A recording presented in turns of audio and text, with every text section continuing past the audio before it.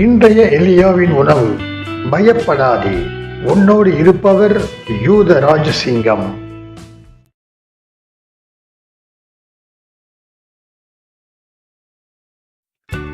கர்த்தர் நல்லவர் என்பதை ருசித்து பாருங்கள். அவர் மேல் நம்பிக்கையாய் இருக்கிற மனுஷன் பாக்கியவான்.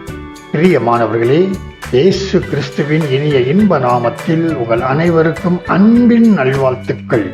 எரேமியா, ஏசாயா இவர்கள் 2 பேரும் பிரதான தீர்க்கதரிசிகள். தாயின் வயிற்றில் உருவாவதற்கு முன்பே கர்த்தர் எரேமியாவை தெரிந்து கொண்டார் என்றும், கர்ப்பத்திலிருந்து வெளிப்படும் முன்னே கர்த்தர் எரேமியாவை பரிசுத்தம் பண்ணி ஜாதிகளுக்கு தீர்க்கதரிசியாக கட்டளையிட்டார் என்றும் நாம் எரேமியாவின் புத்தகம் 1ஆம் அதிகாரம் 5ஆம் வசனத்தில் வாசிக்க முடியும். ஆனாலும் கர்த்தர் எரேமியாவை ஊழியத்திற்கு அழைத்த போது மோசே எப்படி சாக்கு போக்கு சொன்னானோ அதே போல எரேமியாவும் நான் சிறு பிள்ளையாய் இருக்கிறேன், பேச அறியேன் என்று சொல்லுகிறார். ஆனால் ஏசாயா அப்படியல்ல. அவன் கர்த்தருக்கு முன்பாக நான் அசுத்த உதடு உள்ளவன், அசுத்த உதடுள்ள ஜனங்களின் நடுவில் வாசமாய் இருக்கிறவன் என்று அறிக்கை செய்த போது, சேராபீன்களில் ஒருவன் பலிபீடத்திலிருந்து ஒரு நெருப்பு துண்டை எடுத்து என்னிடத்தில் பறந்து வந்து அதனால் என் வாயை தொட்டு உன் அக்கிரமம் நீங்கி உன் பாவம் நிவர்த்தியானது என்றான் என்பதை ஏசாயாவின் புத்தகம் 6ஆம் அதிகாரம் 5ஆம் வசனம் முதல் 7ஆம் வசனம் வரை வாசித்து தெரிந்து கொள்ளலாம். பின்பு யாரை நான் அனுப்புவேன் என்று கர்த்தர் கேட்டபோது அதற்கு ஏசாயா, அடியேன் இருக்கிறேன், என்னை அனுப்பும் என்றான். ஏசாயாவை பரிசுத்தப்படுத்தி தீர்க்கதரிசியாக அழைத்தார்.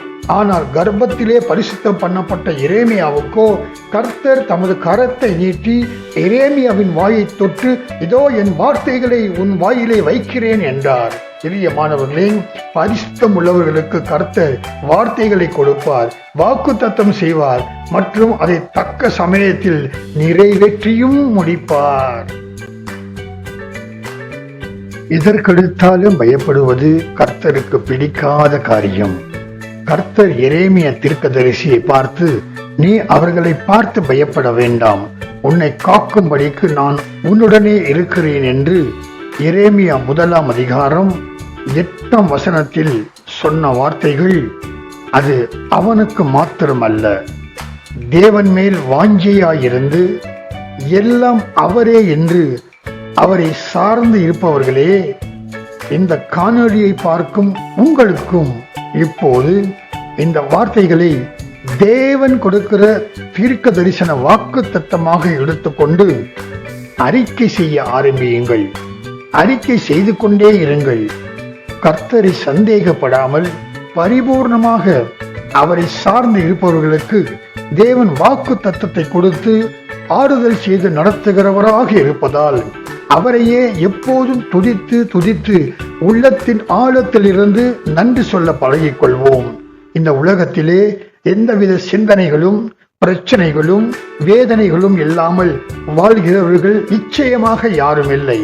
மானிடராக வந்த இயேசுவுக்கே இந்த பூ உலகில் பாடுகள் இருந்ததென்றால் நாம் எல்லாம் எம்மாத்திரம். பாடுகள் மத்தியிலே சிலுவையை நோக்கி பார்த்து திடன் கொள்வோம். பிரச்சனைகள் மத்தியில் வாழ்பவர்களுக்கு சகாயம் செய்பவர்கள் மிகவும் சிலரே. ஆனால் கர்த்தரை நம்பி அவரே எல்லாம் என்று வாழ்பவர்களுக்கு கர்த்தர் கைவிடாத தேவனாய் இருக்கிறார் என்பதில் சந்தேகமில்லை.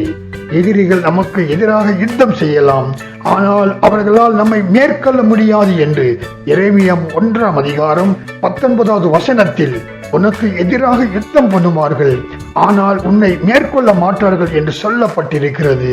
காரணம், வெளிப்படுத்தின விசேஷம் 5:5 யூதா கோத்திரத்து சிங்கமும் தாவீதின் வேறுமானவர், சகலவற்றையும் ஜெயம் கொண்டவர் என்றும் அவர் நம்மை ரட்சிக்கும்படிக்கு நான் உன்னுடனே இருக்கிறேன் என்று வாக்கு தத்தமாக இந்த வேளையில் நம்மை பார்த்து பேசுகிறார். மற்றும் ஏசாயா 51ஆம் அதிகாரம் 12ஆம் வசனத்தில், நானே உங்களுக்கு ஆறுதல் செய்கிறவர், சாக போகிற மனுஷனுக்கும் புல்லுக்கு ஒப்பாயிருக்கிற மனுஷ புத்தனருக்கும் பயப்படுகிறதற்கும் வானங்கள் விரித்து பூமியை அஸ்திபாரப்படுத்தி உன்னை உண்டாக்கின கர்த்தரை மறக்கிறதற்கும் நீ யார் என்று கர்த்தர் கேள்வி எழுப்புகிறார்.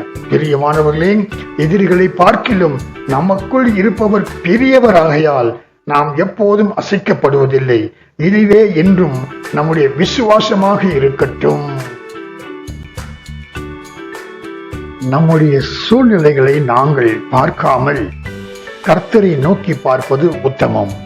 நம்மை சுற்றிலும் பொல்லாதவர்கள், நம்மை சுற்றிலும் பாபிலோன் ராஜாக்கள், நம்மை சுற்றிலும் பலவந்தர்கள், நம்மை சுற்றிலும் நம்மை சிறுமைப்படுத்தும் ஜனங்கள் இருந்தாலும் இன்னும் நாம் வாழ்ந்து கொண்டுதானே இருக்கிறோம். காரணம், நம்மை சுற்றிலும் இருக்கும் சாத்தானின் படைகளை விட கர்த்தரின் வல்லமையுள்ள பெரிதான சேனைகள் நம்மை சூழ்ந்து கொண்டிருப்பதால் தான் என்பதை நினைத்து தேவனுக்கு நன்றி சொல்லிக் கொண்டிருப்போம்.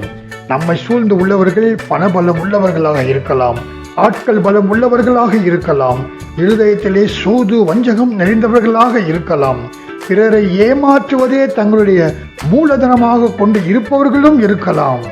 ஆனாலும் நமக்காக பரிந்து பேச மொர்தெகாய்களும் எஸ்தர்களும் உண்டு என்பதை மறக்க வேண்டாம். இதற்கும் மேலாக ஆவியானவர் உண்டு, அவர் அபிஷேகம் உண்டு. அந்த அபிஷேகம் எல்லா நுகங்களையும் முறித்துவிடும். பிரியமானவர்களே, ஈசாக்கு தோண்டிய துறவுகளை எல்லாம் சாத்தான் மூட வைத்தாலும் மூட வந்தவர்களோடு ஈசாக்கு வாக்குவாதம் செய்யவில்லை. எவ்வளவு நாள்தான் சாத்தான் கிரியை செய்வான்? கடைசியில் கர்த்தர் ரெகோபோத்தை கொடுத்து அந்த இரவிலே ஈசாக்குக்கு கர்த்தர் தரிசனமாகி, நான் உன் தகப்பனாகிய ஆபிரகாமுடைய தேவன், பயப்படாதே, நான் உன்னோட கூட இருந்து என் ஊழியக்காரனாகிய ஆபிரகாமின் நிமித்தம் உன்னை ஆசீர்வதித்து உன் சந்ததியை பெருக பண்ணுவேன் என்று ஆசீர்வதித்ததை ஆதியாகமம் 26ஆம் அதிகாரம் 24ஆம் வசனத்தில் வாசிக்க முடியும். பிரியமானவர்களே, பவுல் யாரை கண்டு பயந்தான்?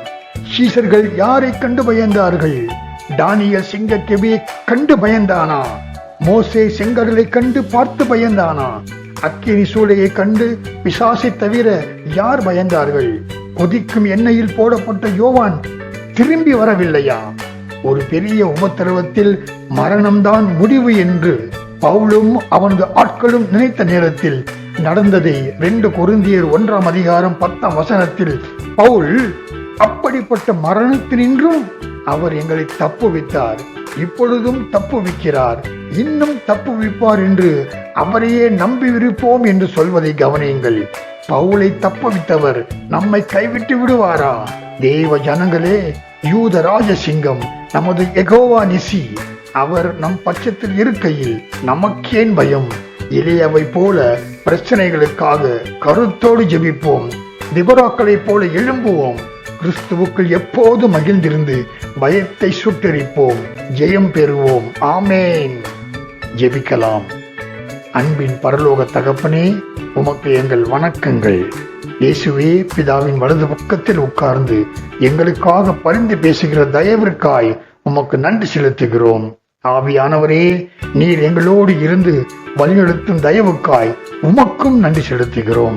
கர்த்தாவே, உமது பிள்ளைகளை எல்லாவித பயத்தில் இருந்து காத்து சமாதானத்தோடு நடத்துகிற தயவிற்காக உமக்கே நன்றி செலுத்துகிறோம். தொடர்ந்து உமது பிள்ளைகளை காத்து நடத்துவீராக, இயேசுவின் நாமத்தில். ஆமென். இந்த காணொளியை பார்த்து உங்களையும் உங்கள் குடும்பத்தையும் தேவன் தாமே அபரிமிதமாக ஆசீர்வதிப்பாராக. ஆமென்.